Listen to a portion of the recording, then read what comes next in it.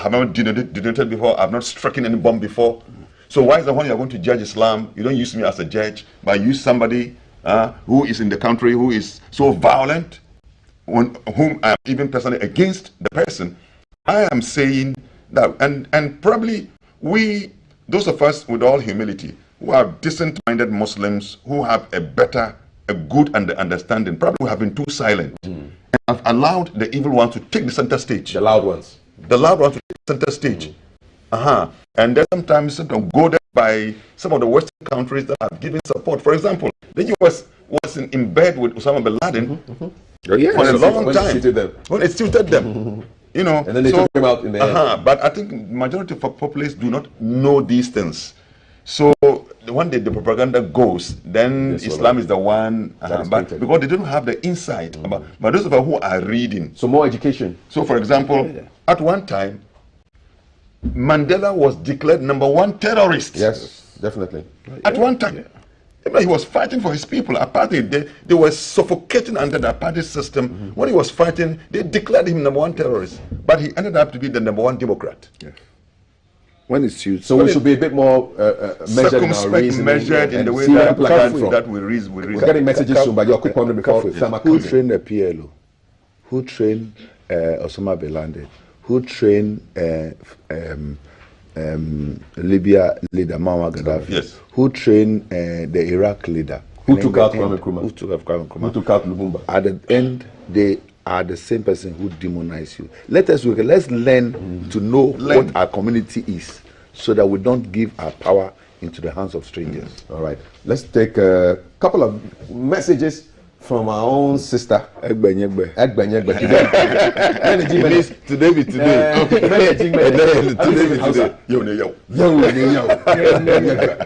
Today be today. Today is 7/7. Yes. The 7th day of the 7th month of the year. Perfect number 7. Wonderful. And so anyone born on this day is a special person. Yes. Abdul Malik Kokbako, Anas Arimi Anas, award-winning journalist. Another award-winning journalist, Clara Mlano. It's also her birthday today. And my cousin, Lloyd Saki, who teaches at Achimota School. Special people, 7/7 family. I wish you all a very happy birthday.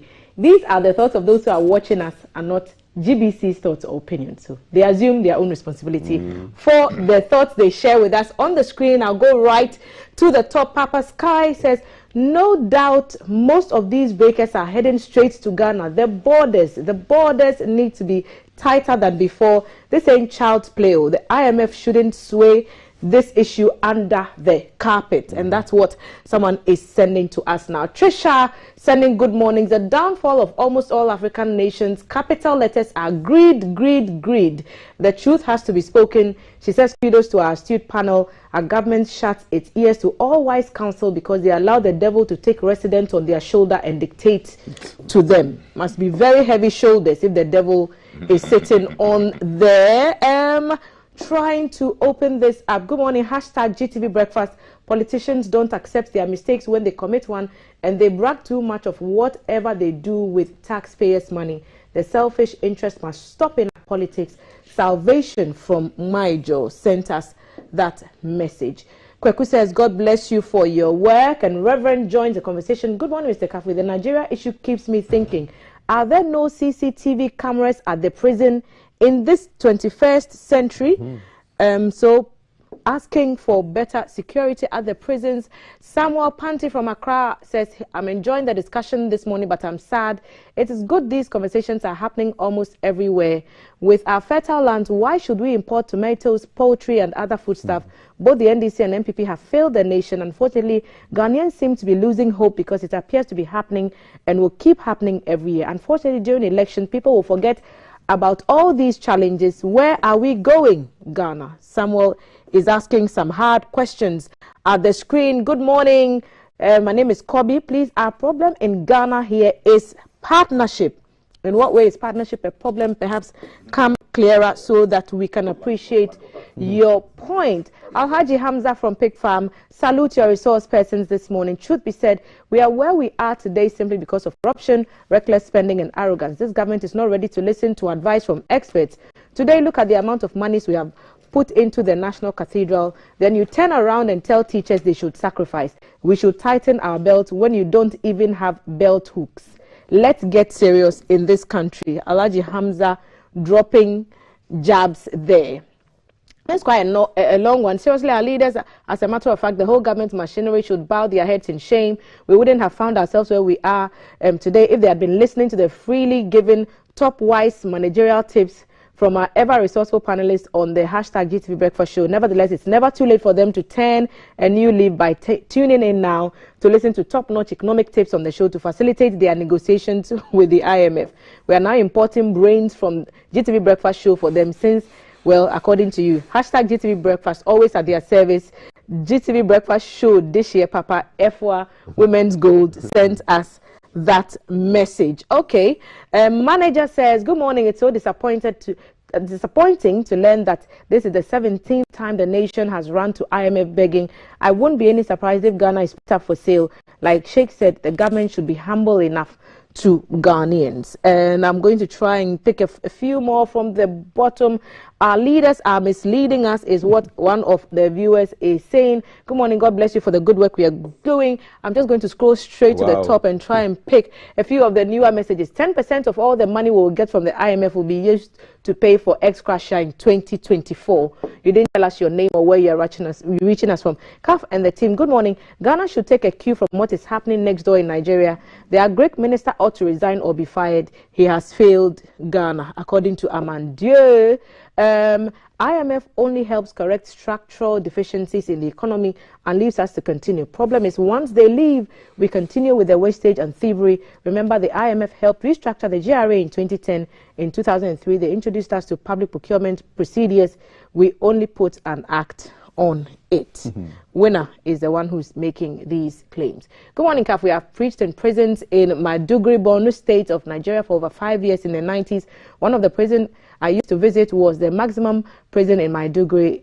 I am one of the few allowed because I am a Ghanaian. It is near impossible to get through a maximum prison. There is a very serious insider assistance to the terrorists. Michael is sharing his thoughts and experiences. Good morning, Kafui. I always enjoy listening to your astute panel. God bless them as they serve Mother Ghana. Dr. Brown from Brimso Apeuska. I have heard the finance minister and the vice president are not part of the IMF negotiation team. So if I may ask, is it the same people who are loudly shouting, we have the men? If the president who has made us believe going to Bretton Woods institution is a cardinal sin a politician can commit, lead a delegation to negotiate, can they break any better deal? Can they break any better deal? Does he even have the competence to lead?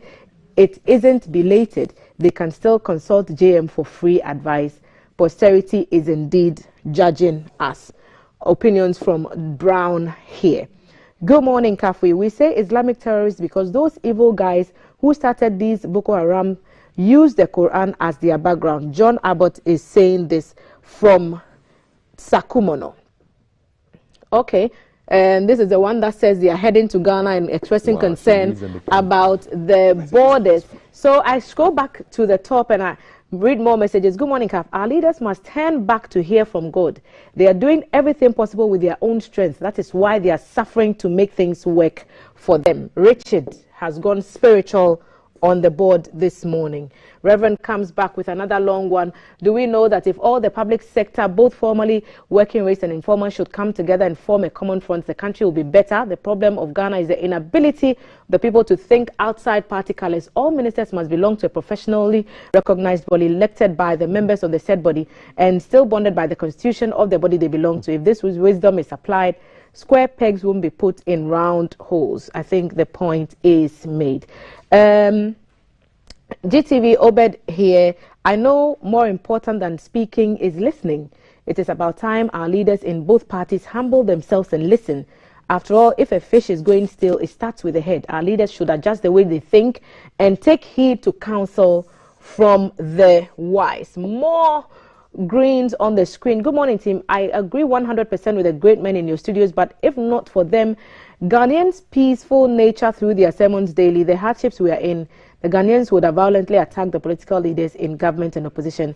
All the problems in Ghana is greed of political parties, both NDC and NPP. So those are your thoughts, Nana Kwesi. So slow down. We don't condone violence. Just stick to the rules. So Nana Akufo-Addo, so the life you they take us pass through. If you go meet God in heaven, you go fit talk some ATM from Akonsombo. So those are your questions and not the opinions of GBC. The state farms, which was changed to Voradep, Norarep, now Mofa, have enough lands that can produce enough food crops. Give me like Arnold is saying that. Okay. Alaji Haruna says, good morning, Kafu. We are where we are because of the spending and wastage of our resources. How can the president be renting private jets at a time when COVID has not left us and we are finding difficulty paying NAPCO and COLA to teachers? Alaji Haruna said that. Reverend Tete, please, are you saying we should lie about the economy? What good has come out since the government started lying about the economy? It's the same lies that has led us to the IMF. Danny is asking from Nungwa. Ofei says, good morning, CAF. The youth of this country are the biggest problems we have in this country because the youth rally behind these old folks in power because of some coins they receive and they end up defending every bad thing the government does. Until we change our mindsets, IMF will always be our destination. God bless you, CAF, Sheikh and Rev, hashtag GTV Breakfast. More calls are coming in for the Minister of Finance to be sacked. He's the problem with Ghana's economy. Even the former Minister of Finance in Kufuor's time is far better. So those are your opinions, Issa, and I've given you the right to read them. More on the Nigerian issue. Good morning, I'm a Nigerian. I love your program. The Kuje prison break is the plan of the government just to save the highest criminals in Nigeria. So those are your opinions. These are diplomatic issues and would want them to be handled at the diplomatic level. I'm sure that you have a place where you can also send your grievances to for address. Good morning, GTV Breakfast. Please, I want to know what the bill from the IMF will do for the country. Is it going to reduce the petrol price or help the food shortage in the country? The government must tell us the benefits we are going to get. Kojopra, perhaps I'll leave it here. Thank you so much. But the screen is still green. It's buzzing, crazy buzzing. Still green. Thanks a lot. You're welcome. We're going to end on an issue of negotiation. And there's a nice little feature in today's BFT. Professor Douglas Boateng, who is an international chartered director and Africa's first ever appointed professor extraordinaire for industrialization and supply chain governance. He is saying, without negotiation skills, we are going nowhere. And as Ghana sits down to talk with these gentlemen from the International Monetary Fund at a time when we are distressed, and I remember reading in some negotiation book that said, if you negotiate in a time of weakness, you may not get what you want. And for us to, anytime we call in the IMF, we are at the point of weakness. We are in distress. Yeah. So how do you negotiate your way into a good deal when you are at a low point like this? You need the $2 or $3 billion that they want, but you also have to negotiate in such a way that you can get it and not have serious conditionalities put on your people who are suffering already. You see, and this is the time that, Kafui, to be very honest with ourselves, this is where I wish Ghana is all inclusive. So you have views from other people? You have views, an independent view from other people. This is a time that I would have loved that the negotiating table, we have CPP represented there, we have NDC represented there, we have NPP represented there. Now, who say we don't have great economic brains and negotiators in CPP? Who say we still don't have them in NDC? Who say we don't have them in NPP? If we can come together in a massive united front, we can approach it better. Otherwise, we come, when you are in distress, you ask for pittance. And the conditions under which IMF is going to be taking us now, whether we like it or not, there are some that will be below the belt. But there are some young men and women who are coming on the negotiating table who don't give a hoot about what we feel. Listen to this suggestion. So, Mr. Isaac Adongo, who is the Bolga Central MP, has suggested that Mr. Kwame Pienim, who is an economist, and Dr. Sam Jonah should be part of the team to lead negotiations with the IMF, judging from the experience that they have in entrepreneurship, in business, in economics, in finance. This is a I'm saying that I have listened to this MP.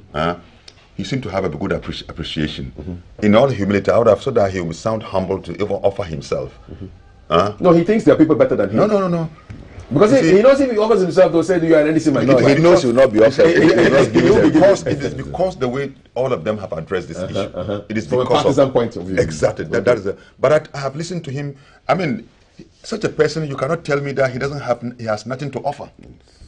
But if you are humble enough, that's why you see these politicians, when they meet behind the scenes, they are so nice. When Excellency Vice President's mother passed. I was shocked when we went to his residence and I saw Everybody was there. September. Everybody was there. No, I didn't expect him there at all. I want to be very honest. I didn't expect to see him. So, and I was so gladly surprised. Seriously, I said, "Oh, so it is possible for." Then he told me, "Oh, I didn't expect even to see you here." I said, "Oh no." He said, "Baumia was my friend. We have all worked at the Bank of Ghana before, and so on and so on." I was so glad.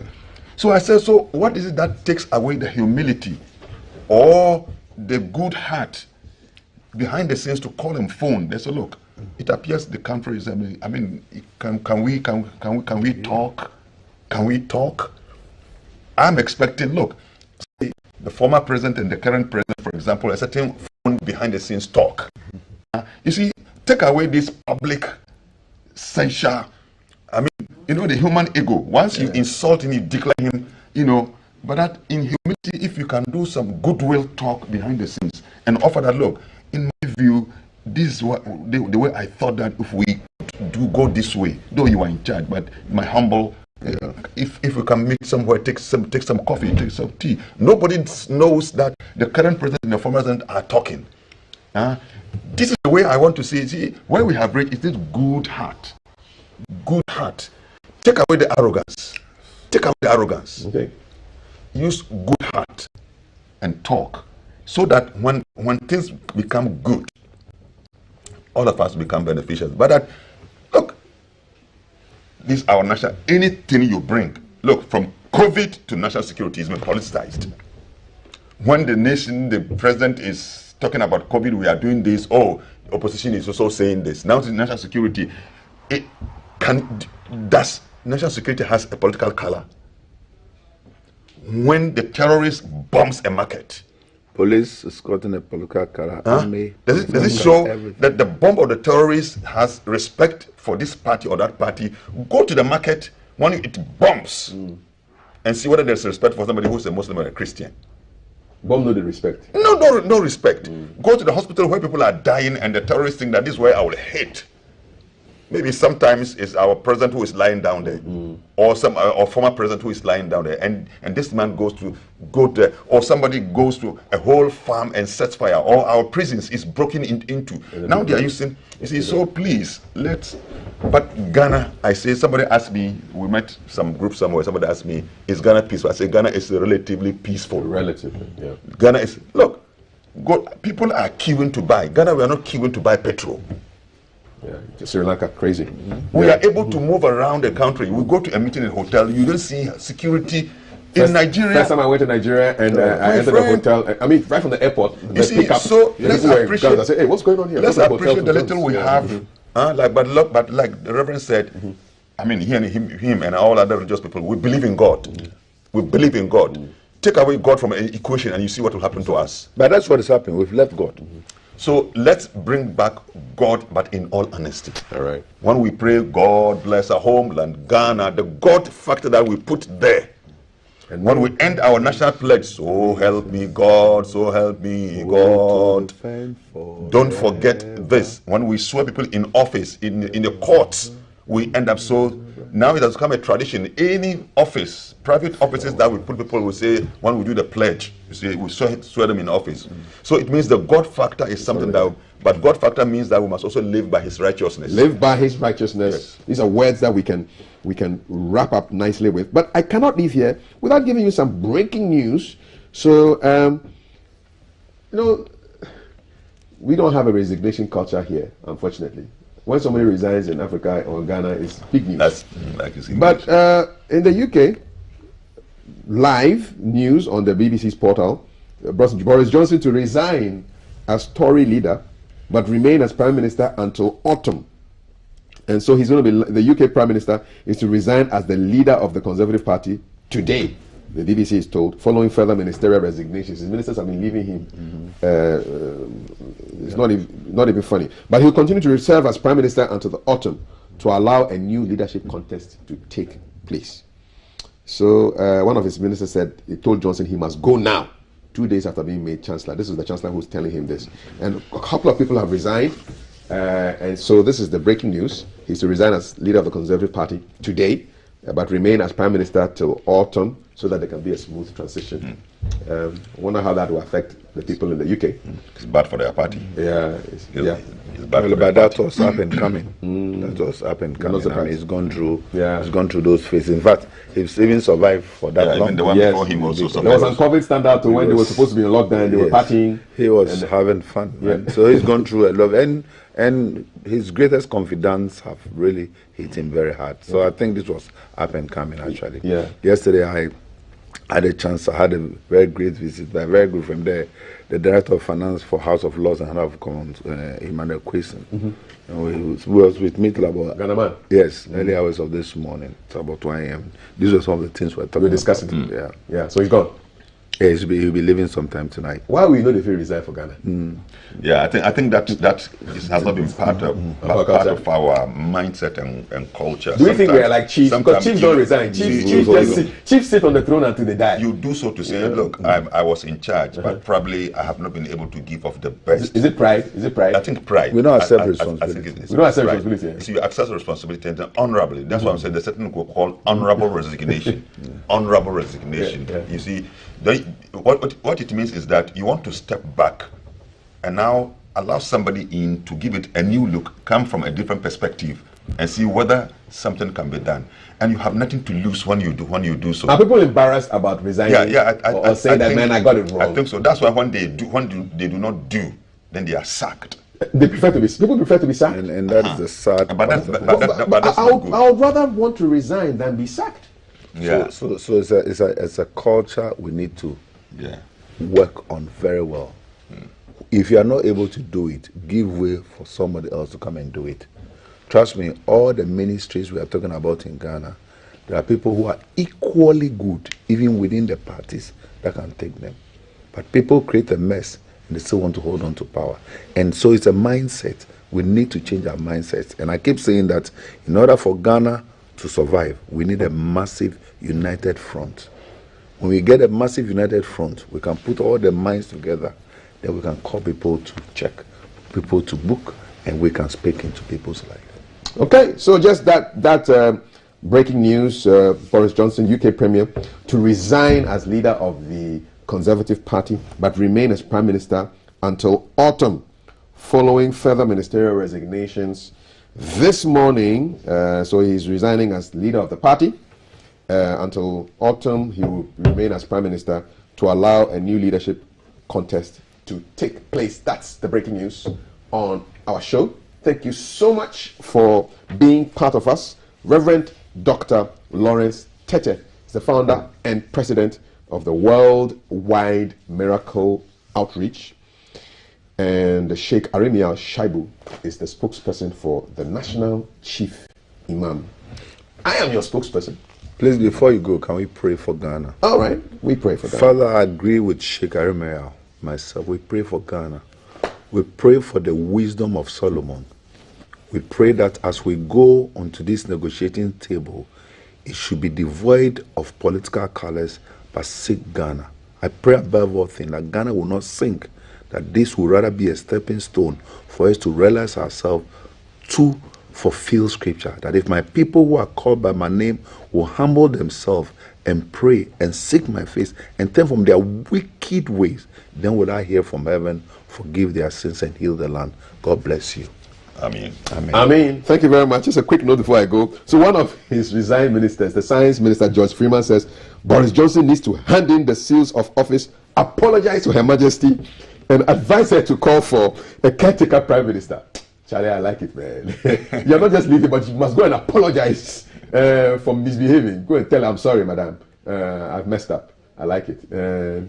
maybe we can learn a thing or two. Or we can remain in our wicked ways and just do what we want until the Lord himself calls us to resign physically from the earth. And then go and meet him, and they'll ask you, what did you give an account? What did you do with the stuff that I gave you? You refused to resign. Come to me and we'll talk. This is our show. We've got a conversation on the effect of the teacher union strike on all the stakeholders.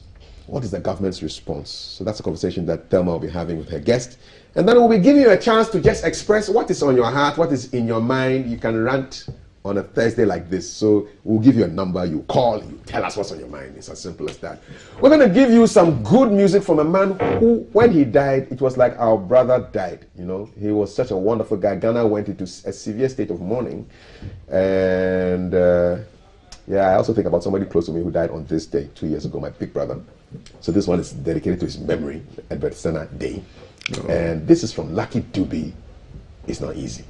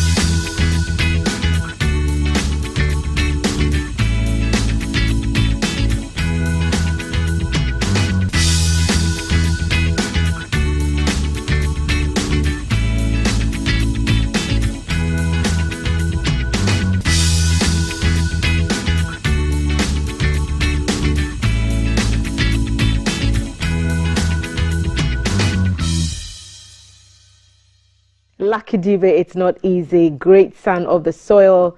May he rest wherever he is. 7/7, July 7, historic day. You remember that London bombing that happened a number of years ago on July 7? Well, another bomb has dropped today, and like we broke when CAF was on, UK Prime Minister Boris Johnson has quit after a night of turbulence when over 50 of his cabinet ministers quit over a vote of no confidence. A new government is expected to come into office in the next few weeks and months, and we'll monitor the situation and how it affects our affairs in Ghana. For us, we are sitting at the table with the IMF, and we've tabled a number of things before them. We are yet to get details of what we are actually going to the table with, but when we do, we will share them with you. For now, we focus on a situation with our children and godchildren in schools. Their teachers, who belong to 4 unions, have laid down their tools over calls on the government to grant them 20% cost of living allowance, which is known as COLA. The unions are the Ghana National Association of Teachers, NAT, the Coalition of Concerned Teachers, CCT Ghana, the National Association of Graduate Teachers, NAGRAT, and the Teachers and Education Workers Union, TEU, and they started this following a June 30 directive from the officials to their members to lay down their tools with immediate effect. Negotiations with the government side commenced, but we understand that it ended in a stalemate. So still no end in sight with the teacher strike and no idea when they are going back to the classrooms, even as the students prepare to write exams. At the table this morning, I've been joined by the head of salaries and conditions of service at the Ghana National Association of Teachers, NAT, Mr. Isaac Ba, and he'll be answering the case for why the teachers are so adamant about this call. Good morning, Mr. Ba. Good morning, Thelma. I had a teacher called Mr. Ba in Tamasco. Oh, okay. Hilarious man. Yeah. Thank you for agreeing to speak to us. And I'll pick your thoughts in a minute. Let me also just announce that we'll be engaging the thoughts of a labor expert who will help us understand the issues in a bit more detail, Mr. Yadom Amponsa, via Zoom, and he will also share his impressions about what's happening with us. We'll connect with him very shortly. So let me come to you, Mr. Ba. We are all in this situation where people are telling us across the social media platforms that they are going through hard times. Government has admitted that it is going through hard times. In fact, there is no clearer indication that all is not well than the announcement that we recently got on Friday that we were going to engage the IMF to consider giving us a bailout. So government says there's no money, and you insist that you want cola, not Coca-Cola or Pepsi, but money, 20%. Why are you so insistent on this at this time? Okay, so good morning once again, and a very good one to all your cherished viewers. Yes, we are at this point because you remember very well last year we were given some 4% and then 7%, which we grudgingly had to accept it because of the prevailing situation at that time. But you agree with me that since last year, in fact, exactly a year today, July 2021, inflation was 9%. As we speak, inflation is hovering around 30%. Teachers can't survive. We can't hold it anymore. You know the prices, the price hikes. Fuel, everything, even kinky has gone up. We can't survive anymore. So we need something to cushion us, at least before next year. It's understandable if you're going through difficulties adjusting to new systems, but you're going to the mother, in this case the government, or the father, and they are telling you that there is no money. And so if you keep insisting, where's the money going to come from? I don't remember the last time government said there's money. I don't remember. So they've always said there's no money. And so, based on that, you insist government that do you other get... things. They've been doing other things. Our issue is a very pressing one. So whatever they will have to do to meet us, our demands, we beg them. They should consider us. Because we can't survive. Thelma, a teacher, as we speak, cannot pay for lorry fare from, say, Medina to Adabraka to teach anymore, because fares has gone up. You know, we can't survive. We try to but in fact we have reached a point of no return. Are you considering the interest of your most important party in all this, which is the children? Yes. And they are going through a number of issues. I just wanted to watch this surveillance. We've monitored happenings in one of the schools, and these are the people that you serve. So just watch. Statement jointly signed by the heads of the 4 teacher unions directed all teachers to adhere strictly to the directive. At the Kanda cluster of schools, some pupils were seen playing whilst others were loitering with few teachers around. Some were also having group studies and others were studying on their own. While most of the classrooms were empty, strikingly, some of the classrooms were shut altogether. Some of the pupils spoke to GBC News. We really want to learn and become someone important in the future. So we please the government that they should pay our teachers so that they will come back to school and teach us. We are so worried because they are not teaching us again.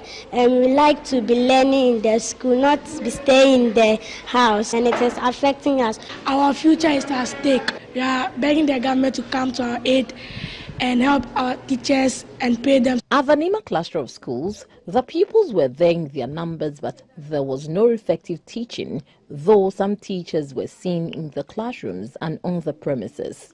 Some JHS students were being taught, while others were writing exams. Some of the senior high schools the news team visited in the capital did not allow us to record. According to officials of the school, they have not received any letter from their union leaders, so they are preparing the students for exams. The strike affects all the pre-tertiary educational space for teaching and non-teaching staff. Meanwhile, the Ghana Education Service has directed heads of senior high schools through the regional and district directors to mobilize their management teams to ensure the safety and well-being of all students in schools while the unions and government dialogue.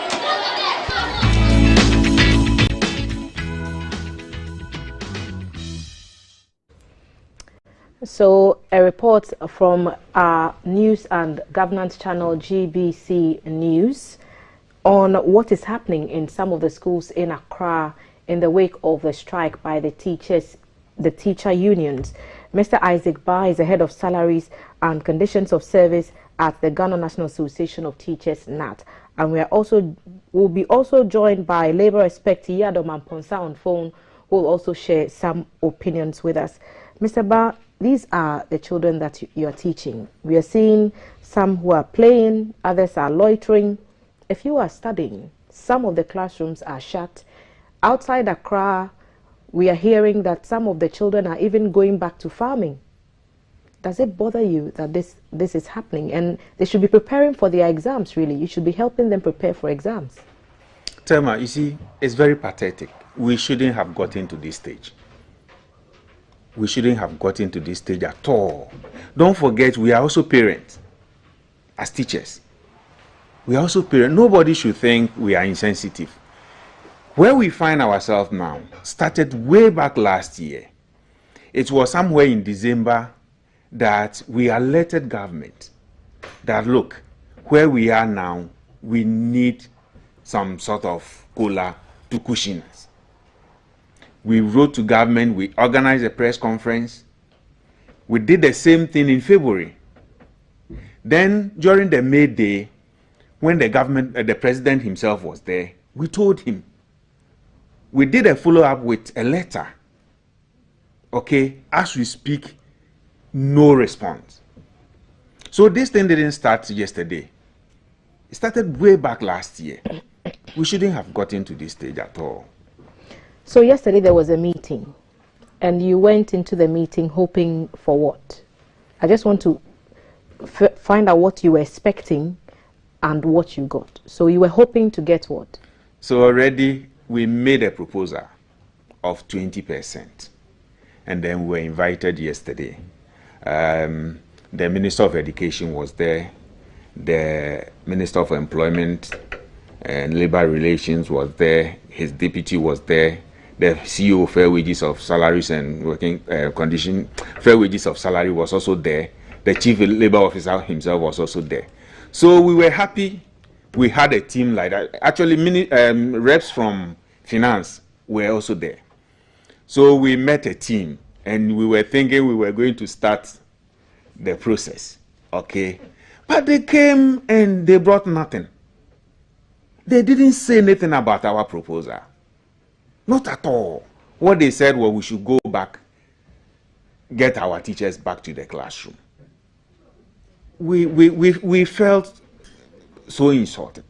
You sent a proposal. Yes. And you had stated in the proposal the things that you wanted. Exactly. Which included the 20%. The 20%. This 20%, is it on the basic salary? Yes, or is it just on that meager basic salary, 20% of such. And what else did you ask for in the... Nothing more, nothing less. And you're saying that the other side came with nothing? With nothing. Government came empty-handed. You were expecting things to be different. What were you expecting? We have brought a proposal, so it's true you have proposed 20%. At this stage we can give this, okay? Then we also consider, what you have. And if last year we grudgingly accepted 4%, can you imagine? But we accepted it. But here we are, nothing. Okay? I think it's sad. Government officials have communicated constantly that the wage bill is huge, and even the chunk of the revenues we have coming in are going into paying salaries already, and it's struggling to finance other equally important projects. Now we are at the IMF. Do you think they could have come to the table to agree to your petition? Were they in a position to agree to it? You see, there are some services that are so essential, you can't do without it. And the Ghana Education Service is one of such. Okay? If you think teaching and learning are not important, reduce your wage bill on that. Okay? And one of the ways of reducing the wage bill may be that, for example, if you needed more teachers for any of the schools where your members work, government may not be able to employ any more of them because it has to now find those monies to top up those who are already in the system. So I don't think government will be that irresponsible to not recruit more teachers. I'm not suggesting that. I'm just suggesting that that could be one of the consequences potentially, because you are saying that the government side did not come to the table to say anything to you in relation to these concerns that you raised with regards to your COLA.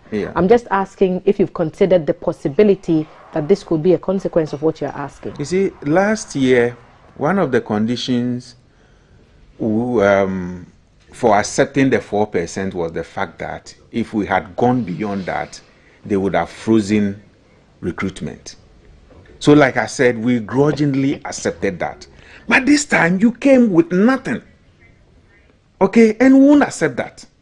It is not fair. On the matter of fairness, let me bring our labor expert into this. Yadom Amponsa is joining us with some thoughts. What are your impressions initially about this impasse between the teacher unions and the government negotiation side when it comes to issues concerning the COLA? Yeah, good morning, and let me also say good morning to your cherished listeners and those who are watching us. It's unfortunate because if you listen to Mr. Ban, the union, NAS and all the unions are very credible unions. They know how to go about this business. It appears as if they are making this COLA a conditions of service business. Unfortunately, it is not. It's a request you are making midway because there are challenges with the environment. The economic situation is making life difficult for everybody. That is appreciated. But I think that they also know that even if they want to negotiate, that they have to negotiate in good faith. Negotiating in good faith, therefore, makes it mandatory for both sides to ensure that we get to the bottom of the matter. For me, a strike in this matter is not a solution. It's unfortunate that the employer has not been able to meet them when they wrote to them. Because that is, for me, that is not industrial relations. And the industrial relations environment dictates that when your social partner raises a concern, you reach out to him. You find out what his issues are, and then have very fruitful discussions on the matter. But in spite of that, I don't think that a strike action in this matter will be able to resolve the matter.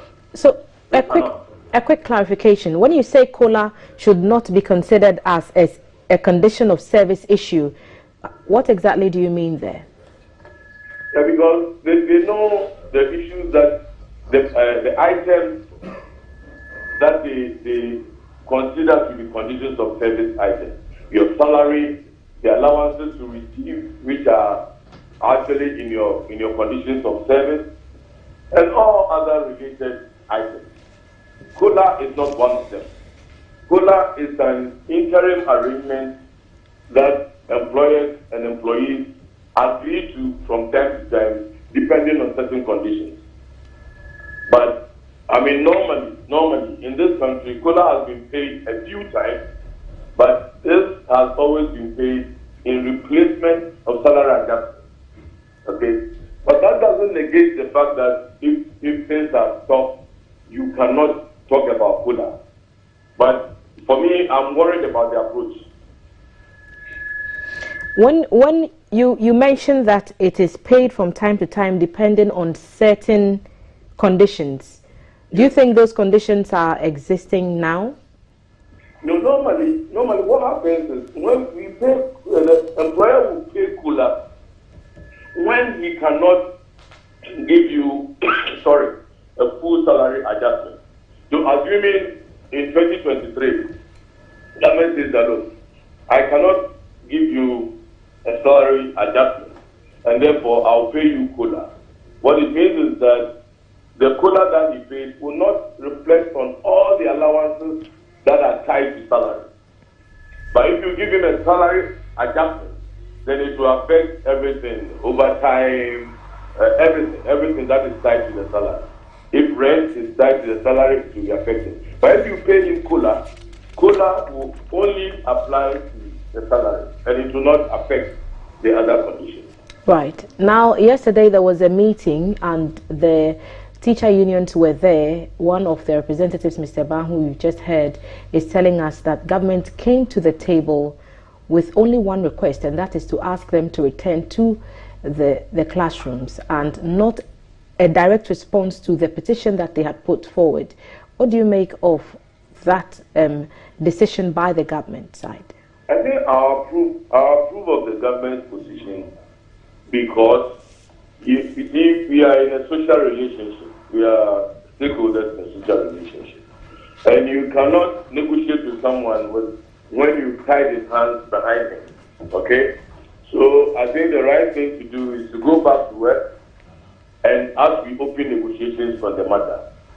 My disappointment is that this discussion should have happened way back, earlier. You do not wait till your partner is tied to a certain timing before you start, discussing. This discussion should have started earlier. However, they say that better late than never. It has now happened. My plea to the union is that they go back to the classroom so that we see how genuine and honest the government's intention to meet their demands or their requests. Because obviously they cannot meet when they are home. Right, Mr. Yadin, just hold on a bit there for me, and let me pick a few reactions from Mr. Ba on what he's heard you tell us this morning. I must say that we've tried reaching out to the communications director of the Ministry of Education to be a part of this discussion, to offer us a response from the government side on the negotiations, and those calls have gone unanswered. We are still trying to get in touch with them, and the producers will give us further updates as and when they get a response to our request for comment. Mr. Bao, you've listened to what Mr. Amponsa said. He's basically saying that in the interest of good faith, and the government side have made this claim as well, that you come to the table only after you return to the classrooms. That way they know that they are negotiating with you in good faith. Without that, you've disadvantaged them, and they cannot communicate beyond that line.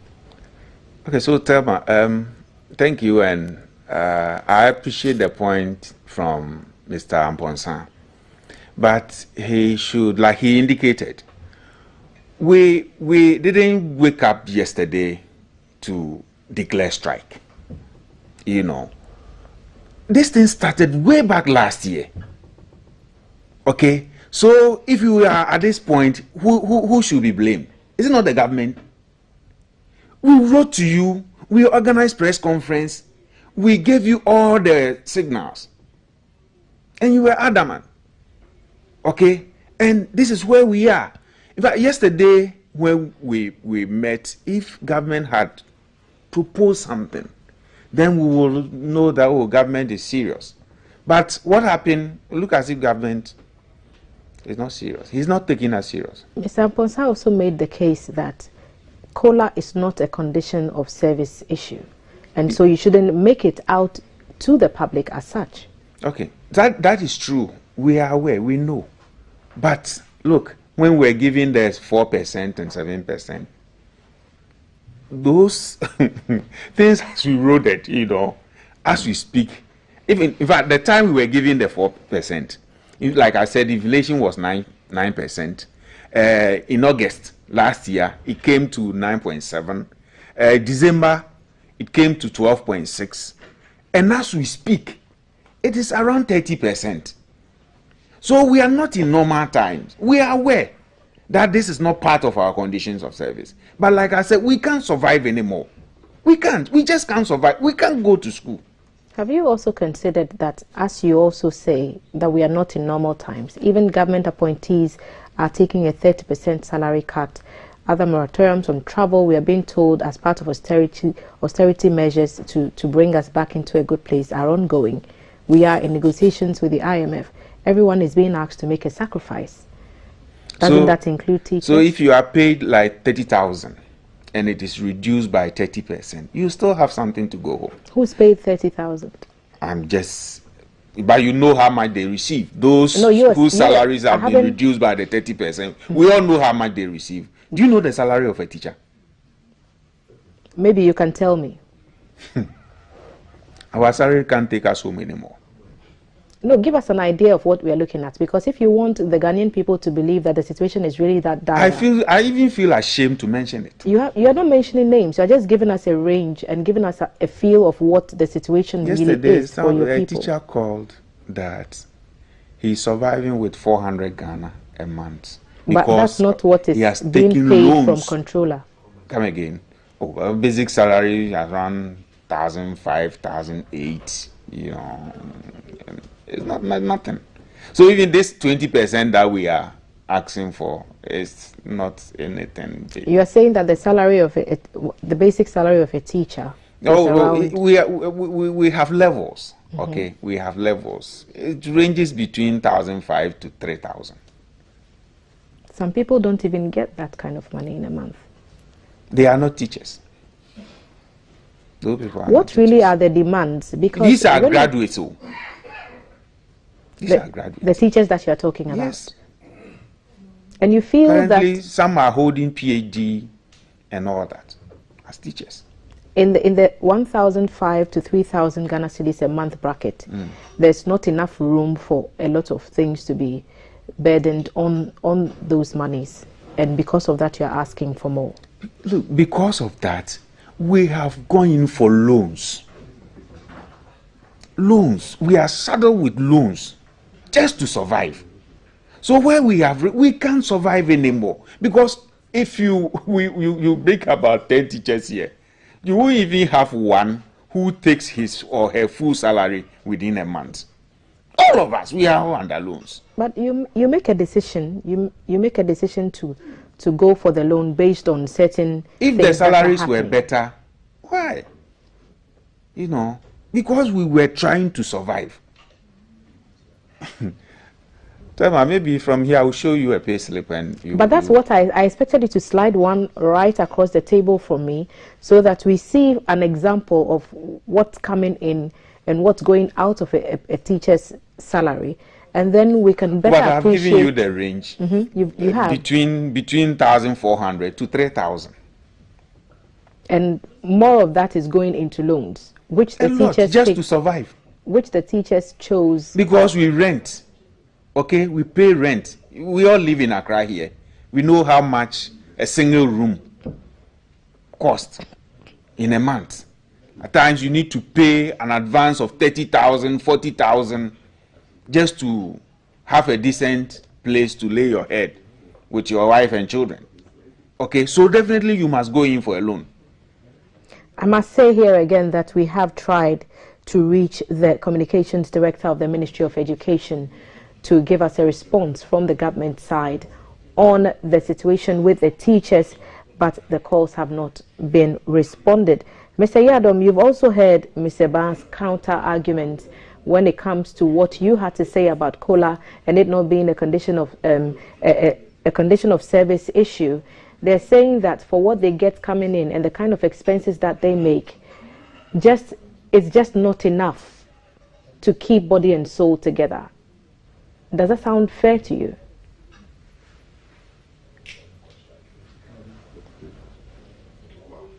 Mr. Amponsa, are you still with us?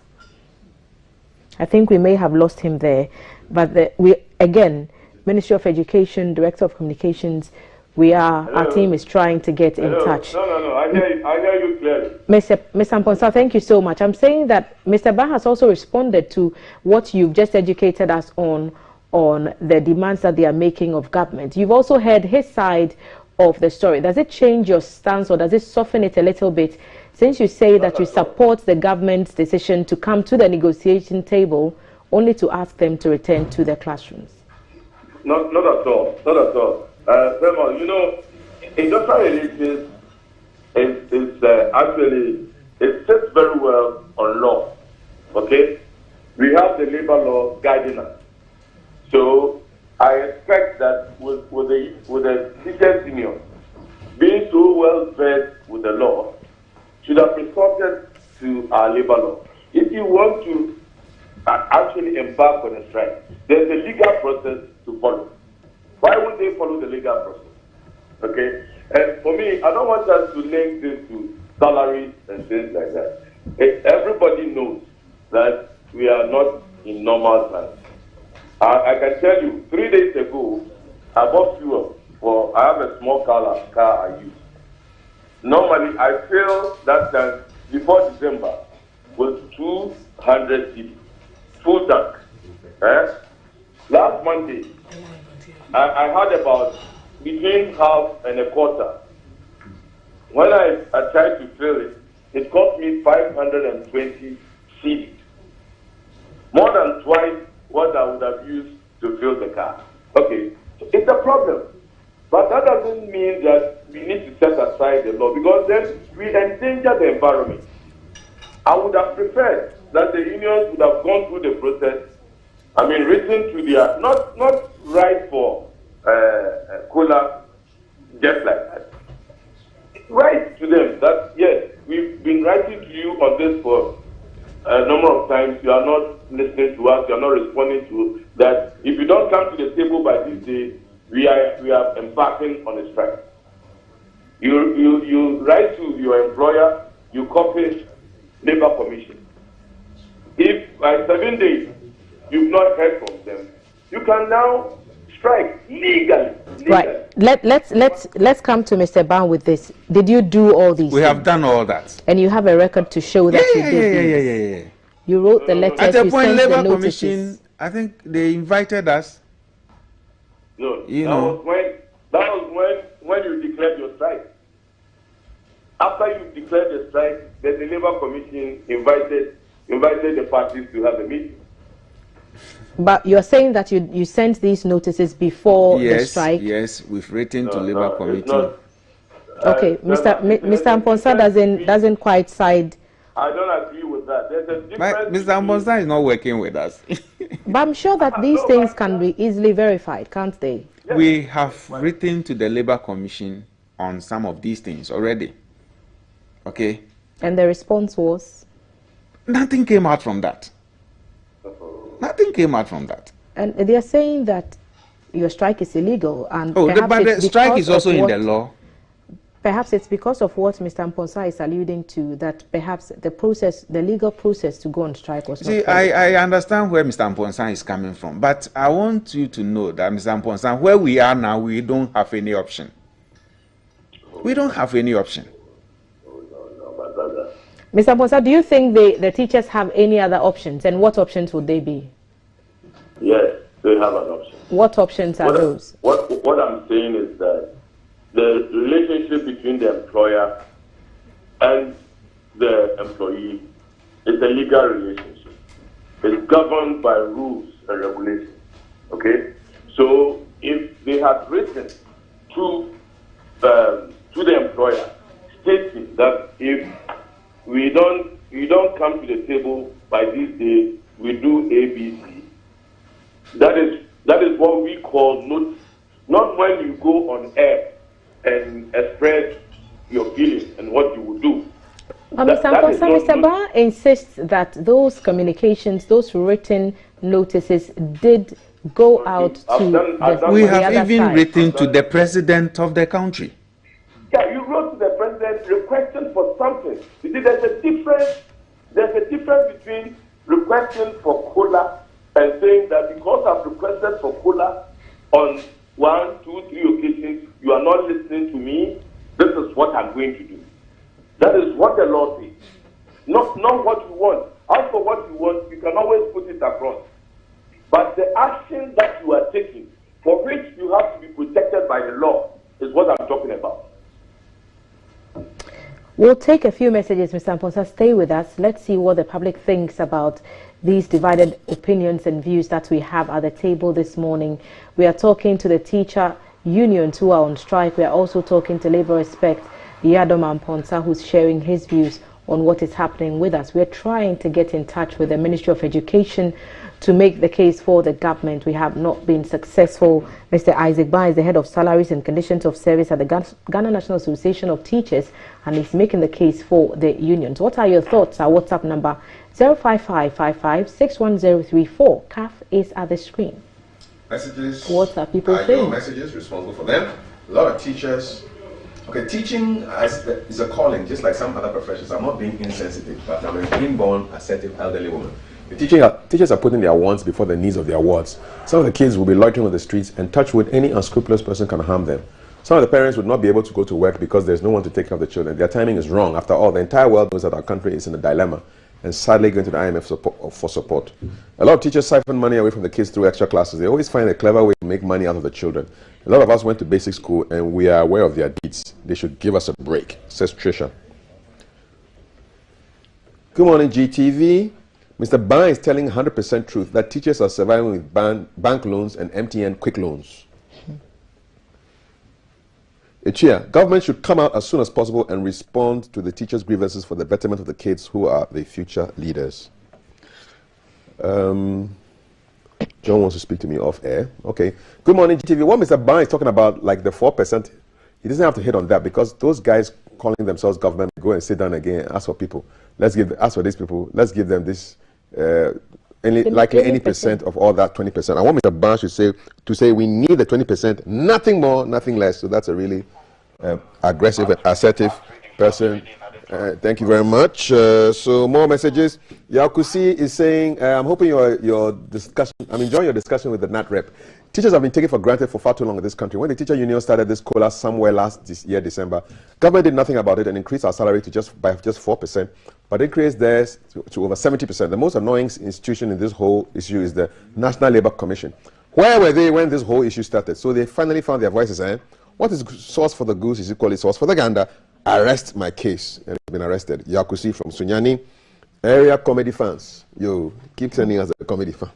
Kofi Mensah, teachers cannot survive with monthly salary of 1,800 cedis as minimum. What about pensioners who are on 300 cedis per month? Teachers.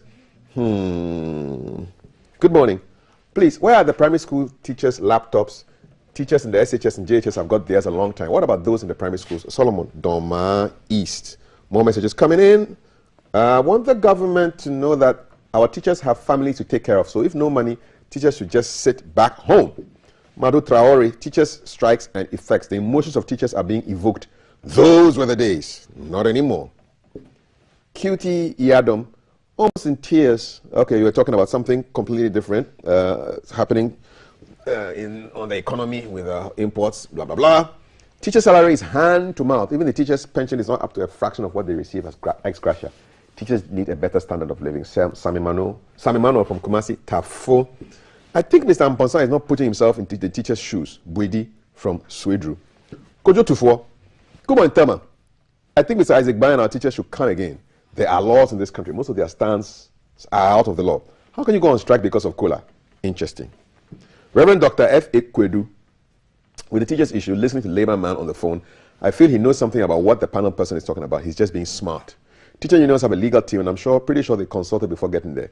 Imagine a teacher with a PhD receiving 3,000 cedis monthly. What's the qualification of the MP? We need to listen to them. More messages coming in. Labour Commission are not in our shoes. We should write the Labour Commission for what? Sounds like a teacher. Government should direct the controller to stop paying loans on behalf of the indebted teachers. They should be made to pay for their own loans. In that way, they will actually see their monthly earnings. Nana A. Takradi. Sami. He's talking about IMF and COVID. We're not there. Please, good morning, GTV. Very polite Ghanaian. You know the way the government is treating the teachers, and you, the host, know that the teachers started prompting the government since last year. So why is the host pretending as if she doesn't know anything? She has to play the devil's advocate. She's not related to the devil, but she has to ask questions. So the man comes out. That's the job of being a presenter. We'll come and give you lessons. Don't worry. Does Mr. Amposa think the teachers are stupid not to create their employees' awareness? He shouldn't talk to their kids. They're really suffering. Okay, more messages. I think this strike is very important because I think nurses who are training have not received their allowance for 9 months. But the leaders are quiet. But I think when strikes start and people are dying, I think people will come out and talk. But then think of what they go through. More messages on 055-556-1034. Government of the day must critically take cogent measures to deal with the condition of service for teachers. Governments have taken teachers for granted. Abdul Razak Tamale. Good morning. I think teachers should go with the 20%, nothing more, nothing less. Government only thinks of their pocket, not the teachers. Seriously, it's just unbearable. Truth be told, support to teachers need to be addressed. Seriously, apart from loans, the monthly pay is not worth it for the survival of teachers. A teacher pays 40 cedis for TNT, and food comes in as well. Sami Manuel from Kumasi, Tafu, hand to mouth. I read that. More messages are coming in. The teachers are really talking. Hi, GTV. Solomon, Delwyn, Nichema from Tamale. My humble request is that the teachers should kindly go back to school because everywhere is hot. They are better. They need a salary top-up. I'm deeply in need of recruitment. Okay, thank you. Why not? Go on, GTV. It is shameful for Mr. Brown to say that teachers now survive on loans. Are teachers the only people in Ghana suffering? They should give us a break. From Kwame Charles. Kumasi. Please, pay our teachers. Oh, Lily. I'm a student, so that's some support from the students. Good morning. So these teacher unions are saying that they can't obey simple laws before their strike. Sitting from these teachers unions must do the needful and go to the classroom, please. Good morning, teachers. Good morning, good morning, good morning. The teachers should be strong on their demands. They have been taken for granted for too long. Shepherd Suyuni. Kofi Mensah, please, kindly ask your guests if they are expecting to be paid this month. It's a good question. I've never seen Article 71 office holders agitating about salaries. Labor laws affect the bottom only and not the top. Banana Republic. Ampa. More messages. Until Thelma tells me to stop, I'll read them all. Yeah. Good morning. Achikwesi says, good morning. Still enjoying the strike, but it's sad as a country. Someone is enjoying the strikes. The reason why teachers are paid at a lower rate was started long in Nkrumah's time, and every government who comes to power wants to continue with that low pay, says a historical person there. High Priest. You've given us a table of ex-gratia amounts we've been enjoying, or not we've been enjoying, but those who enjoy it. Okay, more messages coming in. Ogboya. Good morning, Thelma. I think they should decrease MP salary to add to teachers, because if MPs go to parliament to fight, what is the essence of paying them this huge amount? Oh, teachers. Why? CK. Are you trying to defend the government and NLC? She's not defending anybody. He's only asking questions. That's what we do. We ask questions and you get answers. Teachers may be justified in going on strike, but the timing is just wrong. Sir Christos, government is really killing us slowly. More messages. Trisha, most of the people sending messages are teachers. They all know he will be in DT. Of course, the teachers have to. If I were a teacher, I'll be sending my messages. Trisha, it's allowed. Why are the teachers not fighting for conditions of service but COLA? That's a good question. I know Thelma will reiterate that question. But so far, these are a ton of messages that you have sent us. A full governor is just saying thank you. Thank you back to you as well. We've read all the messages. I'm up to date, Thelma. I'm sure you've got a lot for them. Loads down. Yes, yeah. Somebody's thinking that you are being ungrateful and it's insensitive. Do you know the number of people who lost their jobs due to COVID and the lockdown? If during COVID the government had laid a large number of teachers off because they couldn't pay them, what would they have said about the government then? That's a question for you, sir. Okay, so let's start with the last one, Mr. Ba. But during the COVID period, we were still teaching. Some of our members were still in the classroom teaching. Okay. When you compare that to the fact that those who were in the private sector and those who did not have the benefits of a government employment lost their jobs, do you feel that people feel you should feel more blessed? Oh yeah, you see, like I said, we are rendering an essential service. Okay, without teacher, can we survive? Okay. Yeah. So let's go through some of all the lost time we made. Okay, we are making it up. As we speak, we go the extra mile to teach. We do extra hours to teach just to make up the lost time. Okay, so, and we don't take money for that. Someone asked, made a comment about putting your wants ahead of the needs of the children. That is not true. That is, like I said, we also have children. My boy is in school as we speak. My boy is in school. So, and there were also claims that you also get some monies on the side through extra classes. So that should help. That is not true. Adjust it more. Extra classes is not being done anymore. If you are a parent and you want a teacher to come home and assist your child, is it my making? No, they shouldn't go there. They shouldn't go there. So extra classes do not earn teachers a little extra? Like I said, if you are Thelma, if you want a teacher to come and assist your boy, that's home tutoring. That's fine. But even in schools, we are talking about salaries paid by government. We are not talking about. So we shouldn't touch extra classes. But how many teachers are doing extra classes? I'll rest that now. It's non-starter. It's non-starter. Someone says you're only surviving on bank loans and quick loans from a certain telecom company, and that teachers have been taken for granted for so long. A number of people have said that. That is true. You also have families too, and you live from hand to mouth, which is unfair. But someone also came to say that at least you are getting better monies than pensioners. And the reason pensions are so bad for some people is because the basic salary, which is used to calculate the pension, is low to begin with. So why not ask for better salaries? Why ask for just the COLA? You see, we know that COLA would not have effect on pension. And we are also aware that we need to negotiate for the base pay, which will have effect on the pension. But within this period, we only want to survive. We want to survive. That's all. That's all we are asking for. Others on the screen are saying, everywhere is hot. We are all suffering. Obey the laws. So follow the laws, the labor laws that have been laid down. And another question was, do you still expect to be paid even though you are striking? Why not? Why not? Simple answer. Mr. Amponsa, let me come to you with some of the reactions from the screen, which would concern your position as a labor expert. The idea that some say is you are not putting yourself in the shoes of the teachers, and that they have genuine concerns which you need to take into consideration when you make your case with us. Do you find that fair? I think the person doesn't understand where I am coming from.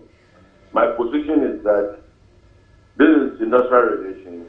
It is embedded in law, and therefore we have to respect the law. You see, any time that employees flout the law, it gives the employer the right to also do the same thing. You know, so my expectation is that both sides should play according to the law. So if you want your employer to listen to you, I mean, there are processes which have been outlined for you ahead of time as to how you address every issue. So every issue must go through the processes that have been outlined and penciled and signed by both parties. That's all that I'm saying. So if you see, we have a labor law which was negotiated between the tripartite, between the employers, the employees, and then the government. These three parties came together and developed this law. I cannot understand why any of the parties can decide to flout the law. Okay, that is my problem. Because the moment you do that, you allow the other side to also break the law. So, yes, you go through the process and then embark on your strike action. You have a problem with nobody. At the moment you do that, even if your employer does not want to listen, he or she will be forced to listen. So if we had done that, this matter would have been solved very easily. Okay? So that is what I expect the unions to do. Because if they don't do that, then I expect the government to also, use the law. Because there's a section of the law which makes the action of the teachers illegal, and which gives the government or the employer the power to take certain action. Okay? My expectation is that if the teachers won't listen, then the employer must also go by the law and do the right thing. I'll come to you about what you think that right thing should be. I must say again that we are trying to reach Mr. Kwesi Kwarteng, who's the communications director for the Ghana Ministry of Education, to answer some questions which have been put forward by the teachers, for which reason someone says I'm making the case for government, but he has not answered the calls and he's not available as at now to answer those questions that we have set aside to put to the government with regards to the teacher strike. We are opening the phone line so that you can share your thoughts on this matter with us, and the number to call is 054-366-4264, 054-366-4264. Teacher unions on strike, discussions with the government end in a stalemate. What are your thoughts? Call 054-366-4264 or continue sending your comments to our WhatsApp number 05555561034, and then we will be able to hear what your views are and be ready to accept responsibility for your views. We create a platform, but we do not necessarily support what you have to say to us. We have to make that legal position very, very clear. And I'll go to the phone lines in a little bit. Mr. Amponsa, I know that you would have to leave us in a few minutes. You say that if the teachers do not soften their stance to return to the classrooms, you expect the government to do the right thing. What is that a veiled threat? No, it's not a threat. It's just abiding by the law. You see, we have 168 subsection 4.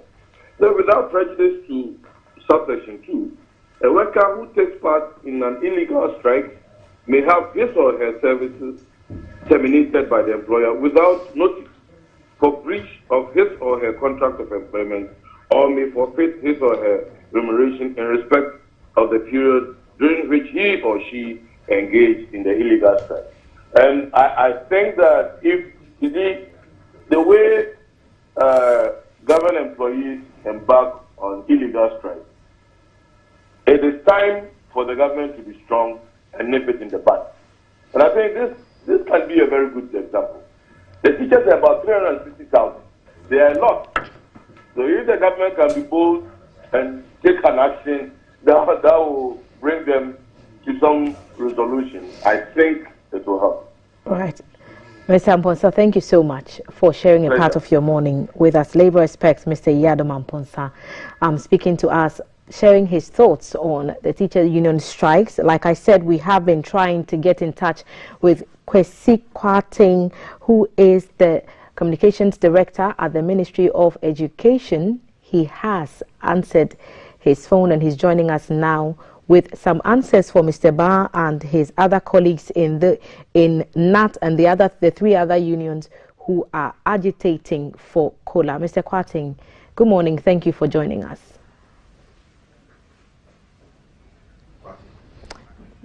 Well, tech issues happening there. We will try and reconnect.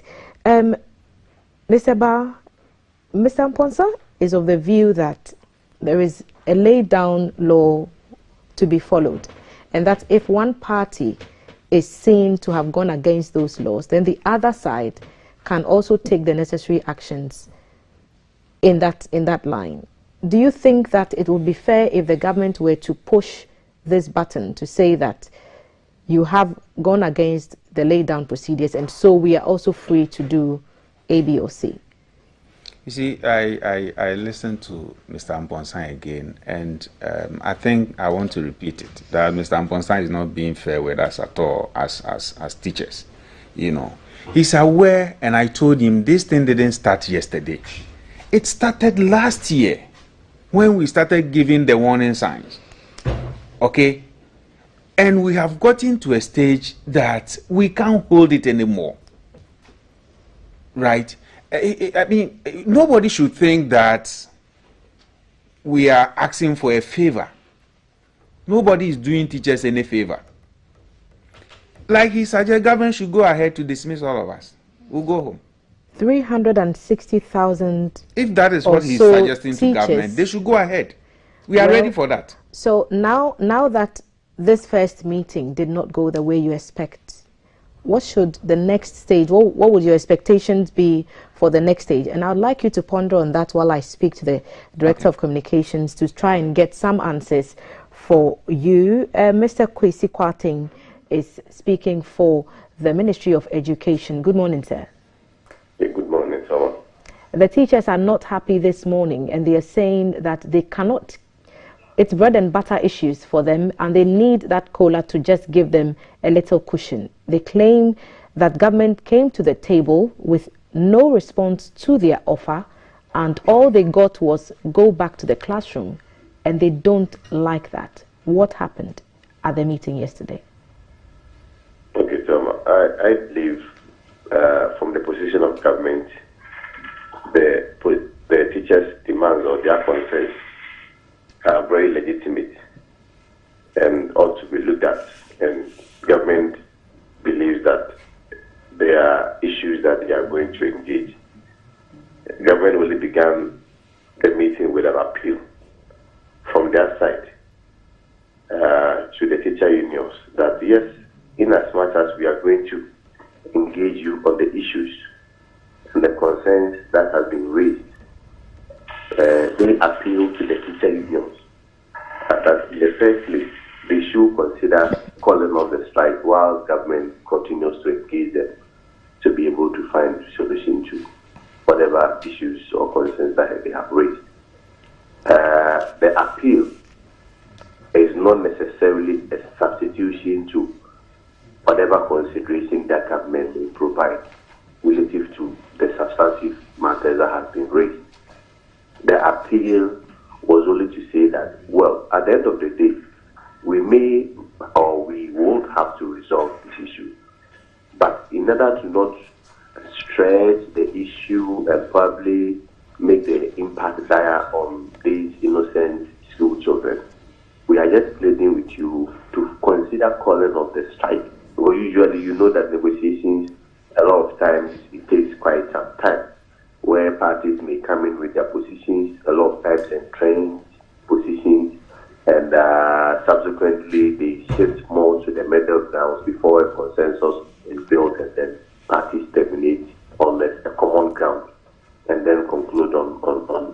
whatever negotiation, government believe that this process probably may take quite some time, and it was better for our teachers to probably call off the strike. So it was just an appeal. But of course, I mean, the teachers listened to it. Obviously, they were not happy. They probably, like they've indicated, were expecting that we expect 20%. Maybe I'm going to give you this percentage or whatever. But of course, I mean, government is also meeting at the caucus again. I am very sure the teachers are also meeting to also consider government's proposal or government appeal. And hopefully, I believe that the government is going to extend another invitation to these teacher unions to be able to make sure that they sit once again around the discussion table to find a resolution to this impasse. Mr. Ba is making the case that this did not start today, and our labor expert alluded to the process, the legal process of even ending, resulting to a strike action. Can you confirm that you received these communications and the teachers have made those gestures and overtures when it comes to communicating every stage of their agitation to the government side? I mean, in all honesty, let us admit that this is a purely labor issues. And these issues have to do with the teachers themselves and the Ministry of Employment and Labor Relations, and largely finance. Of course, Ministry of Education, we do fall within the higher domain as a government. And so we are unable to run away from larger responsibilities, because at the end of the day, we feel the higher impact. I am unable to probably give full details of what has transpired between the teacher unions and especially the employment ministry, because I don't have the full facts from there, and I'm sure they can be able to give the full details. But so far as I'm concerned, it is of no secret that cost of living has gone up, right? It is of no secret that genuinely everybody may have to get some adjustment, especially if we look at the reality of the moment against the backdrop of the current economic recession that has visited Ghana and the whole world at large. But juxtaposing that with the reality and the current economic challenges, is this something that the government or the state may be capable of? Those are the other school of thought that probably must have come in. And I'm sure that as partners partner stakeholders in education, you do engage with the Ministry of Employment and Labor Relations when it comes to the teachers' issues, which fall directly under your ministry. So when the teachers make the claim that they cannot make ends meet and that even graduate teachers are struggling and they cannot find any means of asking for even a salary increase because of where we all are, and we are all asked to make sacrifices, they can't afford to make those sacrifices. Do you feel the pain of what they are trying to communicate? And how are you assisting in that process of being the link between your ministry and the Ministry of Labor Relations and other partners, Labor Commission, Fair Wages, to make sure that the demands of your people, the teachers are your people, are heard? Even yesterday, when we met, we had made it clear that all the concerns that they raised were very valid and legitimate. I mean, this is not even just limited to teachers per se. Yesterday, in the meeting, TEC were there.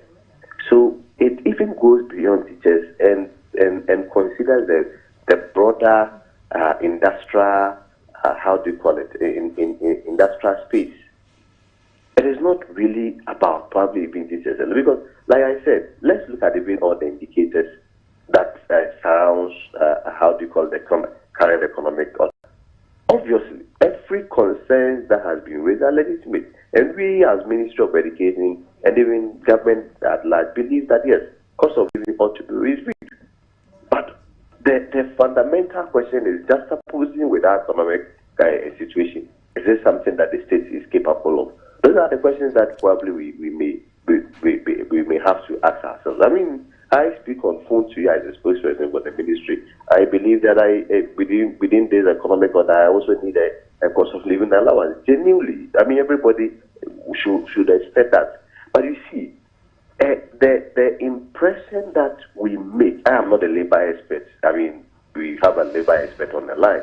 But the impression that we make that if a strike action happens, what it probably means that government reneges on their responsibilities of listening to a labor union or labor force is not necessarily so. If we look at the framers of the Constitution, within the Constitution, they envisage that strike actions is inevitable. And so it is something that no matter the provisions that you make, no matter the discussions that you may have, no matter the engagement that you have, if it isn't conclusive, it is a tool for the worker, which is legitimate. But when it gets there, you measure leadership responses to how they've reacted to it. This is a case that government has invited them. This is a case that after listening to their concerns, government said those concerns are valid and they are going to engage them on how to resolve the issues. But government was only saying that, look, while the engagement process goes on and before it terminates, we are just appealing to you to call off the strike. And I'm sure I'm not a labor expert, but I mean these are all part of the labor the laws provided clearly in labor laws. That even before you are even able to negotiate, you may have to consider moving away from the strike before you are able to continue with the negotiation process. So Mr. Of course, yes. Yeah, I just want you to hear Mr. Ban out. Perhaps if you hear from him directly, I'm sure that he may have one or two questions for you as well, because you are their mouthpiece at the table of government. When it comes to cabinet decisions, is the Ministry of Education that can more creditably propagate the case for teachers at their meetings. And so I would allow Mr. Ban to speak to you directly for a few minutes. If you do have questions, I'm sure Mr. Kwarteng would love to hear any views that you may want to share with him. Well, Mr. Kwarteng was in the meeting yesterday, and what we are saying is that we brought a proposal. Speak to the proposer. You see, speak to the proposer. Tell us that this is what we can also give you. Then we will see that you are also making an effort. But the picture they painted yesterday, please, it doesn't show any seriousness. You think that what happened yesterday was not a sign of seriousness? Mr. Kwarteng, Mr. Barnes, people say that government came to the table with empty hands and they find that problematic. Yes, obviously, when you have expectations, when you have demands, and those demands probably are not met, it's natural for you to have that feeling. And if there is anyone who believes that teachers' salary or their cost of living, whatever can be done about it, should go up, the Minister for Education, Dr. Osebitu, has been a chief advocate in that. I mean, let's be real to ourselves. How much does teachers earn in this country? We are told it's between 1,500 and 3,000 from Mr. Ban. That is sad, especially looking at the work that they do. But of course, ultimately, I mean, we are unable to make any, final discussions and conclude on it. Obviously, you have to still take the two parties to make a concession.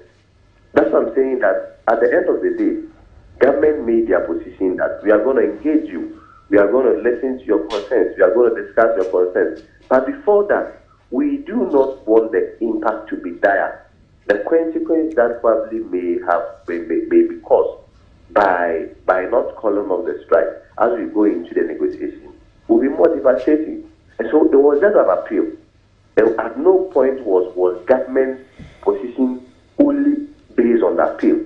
Government was saying that we appeal to you to first of all take these steps whilst we negotiate. I mean, I had the opportunity to sit throughout in the UTAG negotiation. You know, initially we had similar challenges where UTAG, but I understand the teachers. I understand the teachers. A lot of times is that historical demonstration of bad faith from parties within the negotiation, where those parties may feel that if you call on the strike today, you are really not going to listen to us. And so all those historical antecedents comes to play. Quickly, before you leave us, Mr. Kwarteng, what's the next step for the government side? You've alluded to the fact that you're also meeting your people on the side. So the team, including Ministry of Education, Employment and Labor Relations, Labor Commission, Fair Wages, you're all meeting. What are you willing to give quickly before you leave us? Obviously, another invitation will be extended to our teacher unions to engage further. And I'm sure just like how synonymous with labor negotiations, positions may shift. Especially not only from government side, but from both parties, it is expected. And so what I know is that at least we're going to extend another invitation and then all subsequent discussions follow suit. Thank you so much for sharing a part of your morning and answering our questions, Mr. Kwesi. Your call has been put on. Communications Director at the Ministry of Education. He's been here to respond to some of the issues raised by Mr. Isaac Ban, who is the head of Salaries and Conditions of Service at the Ghana National Association of Teachers, NAT. Your final comments before we leave. Government said they will extend another invitation to you, and what's the next step for you? So we are ever ready to engage to listen government. to them. Yes, we are ever ready. Even they invite us right now, we'll go. Right. But we want to see some seriousness on the part of government. Thank you, Mr. Ba, Head of Salaries and Conditions of Service, Ghana National Association of Teachers. So we have been engaging the teachers. The government says they will extend another invitation. And once a decision is made or another meeting is called, we'll keep you updated. We'll take a quick break. Then Kaf and I will be back to wrap it all up for this mini Friday edition of Breakfast on GTV. And we'll be back.